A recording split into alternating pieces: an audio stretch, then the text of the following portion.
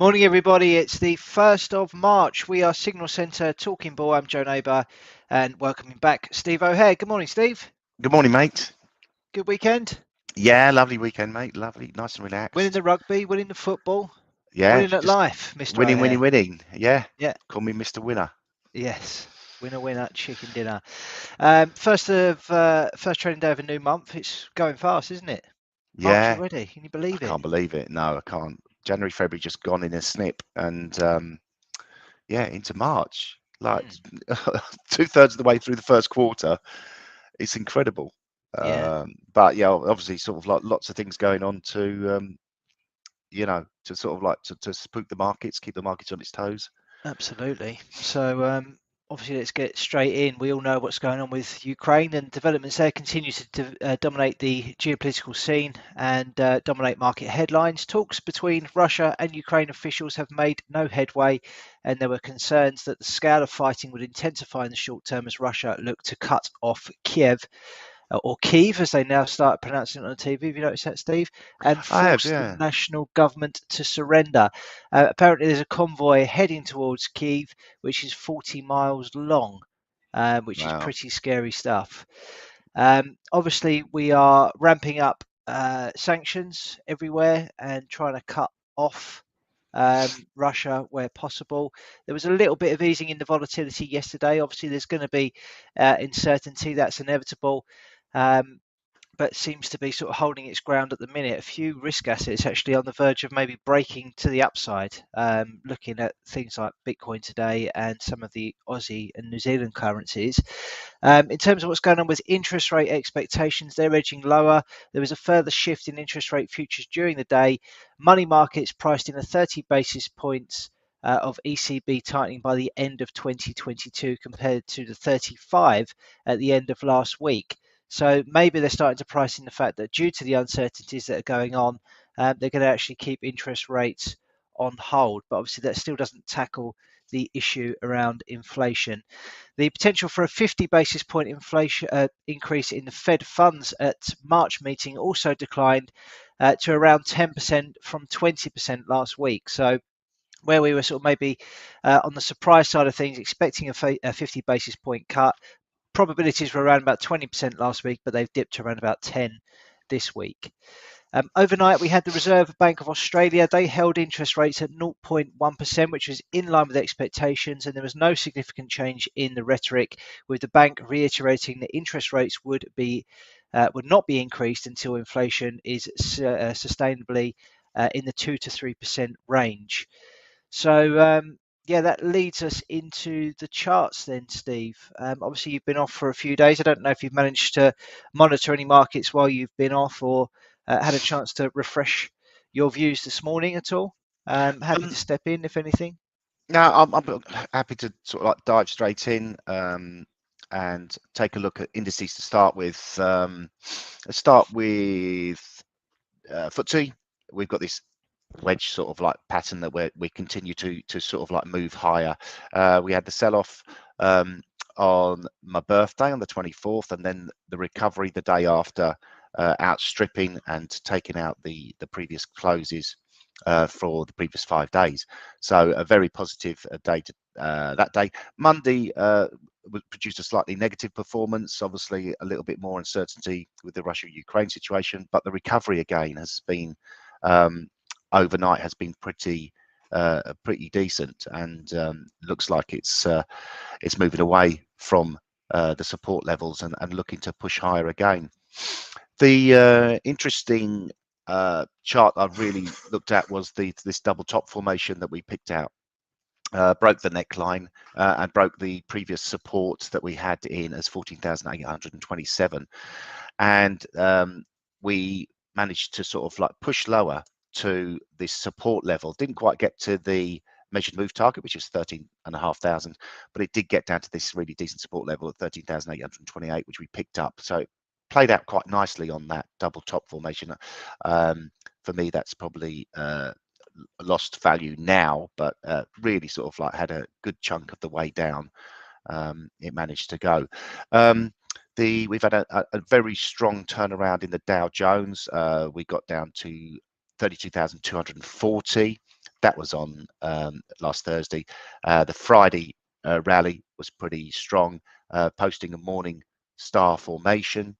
Again, we had the sell-off yesterday, but the recovery was pretty decent, and we're now seeing 34,120 as the resistance. A break back above there, and that could open up the upside a little bit.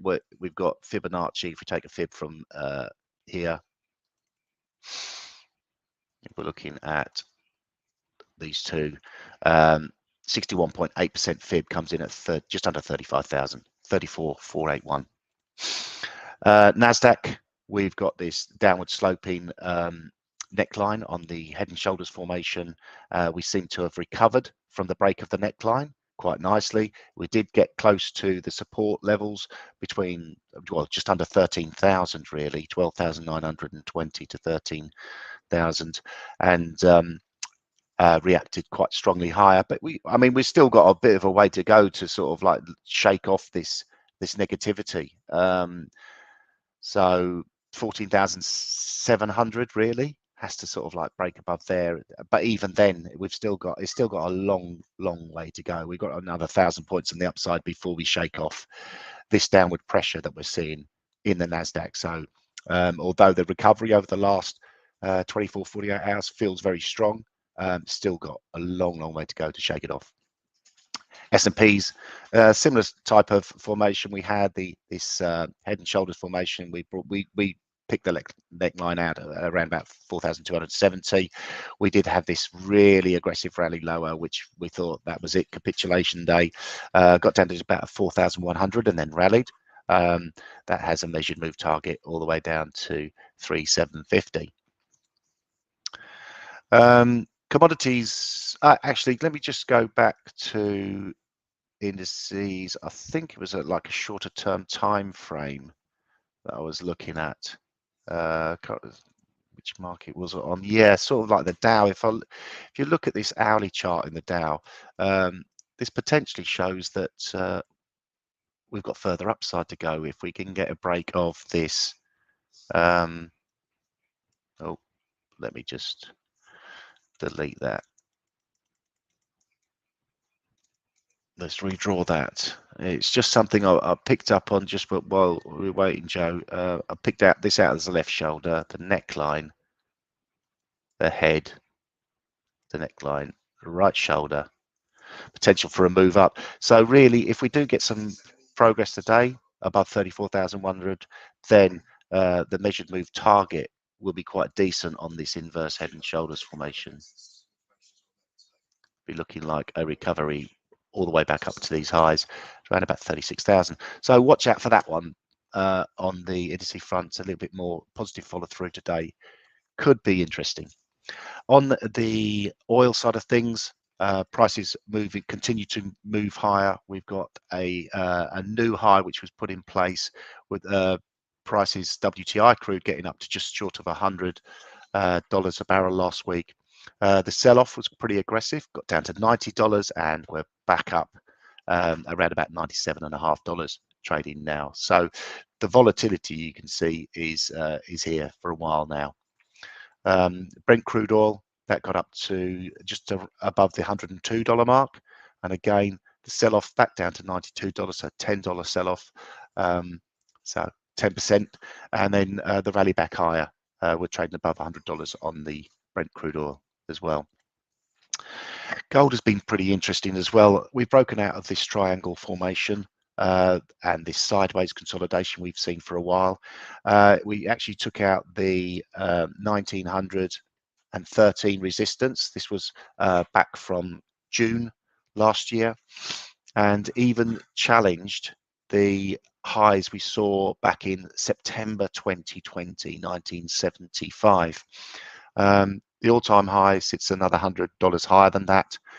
We did have that spike, as you can see, 1975 we got up to again. Measured move target for this double bottom formation is a move to 2,118. So still potential for that. The volatility we saw obviously on the 24th and the reaction lower and we're starting to recapture the ground. So we're looking at the highest closing level potentially today, if we can get above there, since all the way back in January 2021. So definite more potential upside for gold. Obviously, in these times with the Russia-Ukraine conflict, there is potential for gold to act as a really decent safe haven. And as Joe mentioned, Bitcoin has had a really, really nice recovery. We can see it on the daily chart. We got down to 34,300 on the 24th, and reaction high yesterday was pretty formidable, pushing higher, getting close to the resistance we got at 45,850. So I don't really know what's driving that. Just maybe there's just sheer volume of interest from the buy side has driven that higher. So yeah, I think that pretty much covers off what I can see on the charts. Not, can't see a huge amount, but obviously there is risks out there, Joe. For sure.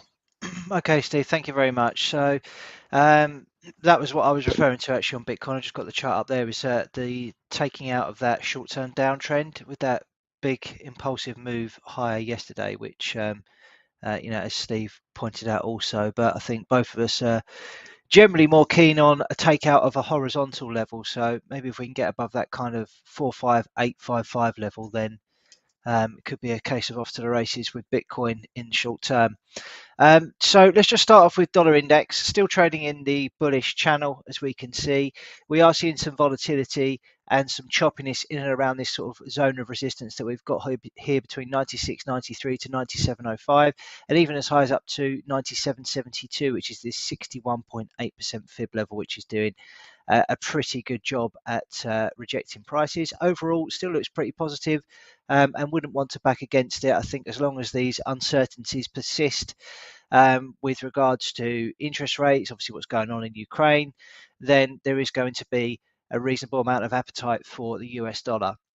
If we take a look at euro US dollar, that is finding support at this 111.21 level, which it's done now on a couple of occasions. We saw a gap lower in many foreign exchange markets yesterday, which, the only time really you see gaps on foreign exchange markets is between that Sunday night and Monday opening, and we did get a fairly substantial gap in euro US dollars. You can see it opened down pretty much on that support before rallying quite substantially. A lot of those gaps were actually filled yesterday, and I was looking at them from a trading perspective, but it felt just a bit too obvious really, because there were so many around, and in most instances the gaps didn't actually work. They were actually overshot on the upside. So do be careful if you're following that as a strategy at the moment. Looking at cable, that has found support at a 78.6% fib level, which it tested on the 24th for that big move to the downside. Again, this was another market that gapped lower on the Sunday night open. So we've got support between 132.70 to 132.86, and while that continues to hold, there is scope for maybe a little bit of a corrective bounce, but overall it remains quite negative. I think in this kind of environment where participants in the market are worried, there is a lot more interest in things like dollar, Swiss franc, and Japanese yen, and pound. I just don't think's really got anything that is exciting to anybody at the minute, to be totally honest. It's really lost its appeal, and that's not surprising given what we've done with Brexit and what's going on in our own sort of political sphere at the minute. What I did want to talk about was some of these Aussie currencies. This is Aussie CAD. As you can see, it's been bumbling along, moving lower for many months now, and it's fast approaching this downtrend resistance line. It's trying to get above it, and if it does, it could potentially open the way for quite a substantial move to the upside, given how long it's been stuck in this downtrend. There's a few situations like this where we've got these riskier currencies trying to challenge big resistance levels. So this is one particular instance. Aussie Swiss is another one. So that is quite surprising, actually, given that Swiss franc's obviously got the defensive qualities that it has, but it's fast approaching the sort of downtrend resistance and also this kind of horizontal band of resistance that we have as well at 66.96. So if we get a takeout here, there is definitely potential for quite a substantial move higher on this. which is very surprising given what's going on at the moment. If we look at Aussie versus the US dollar, that's potentially forming a double bottom pattern. If we can get above resistance here at 73.14, which is a horizontal line, but just above that, we've got a 61.8 at 73.31. An overcoming of that level, we're going to fast approach that downtrend and 78.6% fib level. But above that, then we're potentially opening the way for quite a decent potential move higher on Aussie versus US dollar. So that was something that was interesting me. Is it a similar situation in New Zealand? Not quite as attractive it is on the Aussie side of things at the minute, but certainly something to keep an eye on for now. That'll do, I think. Nice one, Joe. Okay, so Steve's obviously been out of action for the last couple of days. We do have an update on the gun to the head trades in the meantime. I've done a hat trick of CAC trades, and they haven't worked out too well, to be honest. So I took a 1R loss on that yesterday. The previous days were a little bit indecisive. Nothing really happened, but I was looking for a continuation lower in the indices, but they're being very resilient at the minute. So maybe, as Steve pointed out, we need to be buying them, judging by that inverse head and shoulders that he highlighted on Dow. Well, yeah, I did highlight it, but the thing is, it hasn't actually broken the neckline yet. So it's only a potential head and shoulders. Yeah, it's a potential inverse head and shoulders, but should we be fading it? That's the thing. You know, it's sort of like the risk against reward is obviously, you can see it on the Nasdaq as well here. You know, we've seen the sell off, the neckline, the head. You know, we can see the neckline being around about here. I mean, we could sort of like Joe said, we like to see these horizontal lines getting taken out. There's the horizontal resistance. We'll do it in red to make it a little bit more clear. So yeah, I mean, for me, obviously breaking here and getting above this neckline is positive. So we're looking at 14,300, around about that level, to probably get a little bit more buying coming into it. However, we've stalled again at this resistance. So just for the risk reward point of view, I think it's a bit of a good opportunity. I know we're sort of seeing this, the indices sort of like being very resilient, but you know, it just makes a lot of sense. Just a quick point on that, Steve. The last 3 days of trading, obviously it's been a pretty rough couple of months for indices. The last 3 days of trading were quite resilient, despite the fact that, you know, the world appeared to be turning to shit. So yeah, is that maybe a phase of window dressing ahead of the month end? Yeah, potentially. I actually thought about this while I was away, and it feels like while things are looking bad and potentially looking to get worse, we seem to have this resilience in the indices, and the market's moving higher for some reason, being manipulated higher. And maybe when things calm down a bit, we'll then see the actual translation into real world economics, where things aren't looking great anyway. I mean, we all know that these indice markets have been overextended for a very long time. They haven't even had a 38% correction. It's like mind-boggling how they can go through this phase of uncertainty and geopolitical tension and not have a serious correction lower. So yeah, unfortunately, the bear in me continues to want to sell, but you know, I think the risk reward on these trades is pretty decent. You know, even looking at this one today, yeah, I'm going to go for this 3-to-1 risk reward. Getting short here, having the stop at 14,327. Getting short here, targeting 30,727. I just can't help it. Sorry, Joe. I'm looking at the same charts and feeling exactly the same way. So I'm going to sell the DAX actually today. Let's get my chart up quickly. So this is the hourly chart. Stuck in a downtrend, as you can see. We've rallied into that over the last few hours and failed. Had a decent close below the 10-period moving average. I'm selling at 14,241, targeting a move back down to those lows that we saw recently at 13,795, with a stop at 14,489. The only thing I'm a bit annoyed about is that the risk reward's only 2-to-1 on that. I think, you know, if I start looking for levels below these, I've got to go back quite a considerable amount of time to find one. So just going to stick to the sort of short-term levels that are on my charts at the moment. Yeah, nice one. Okay, data-wise today, I've got a few bits out, and throughout the week as well. We've got German consumer prices at 1 o'clock UK time. We've then got the US ISM manufacturing index at 3 o'clock.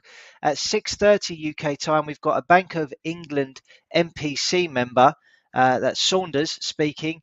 So that may put a bit of impetus into sterling ahead of the Bank of England meeting this month. Tomorrow we've got the Bank of Canada policy decision. We've also got a testimony from Fed Chair Jerome Powell. And then on Friday, we've got the latest round of non-farm numbers. So plenty to keep us interesting this week, as well as what's going on in the geopolitical scene. So that will do from us today, Steve. Yeah, nice one, mate. Cool. All right. Well, have a great day, everyone, and we'll be back tomorrow. Cheers. Bye.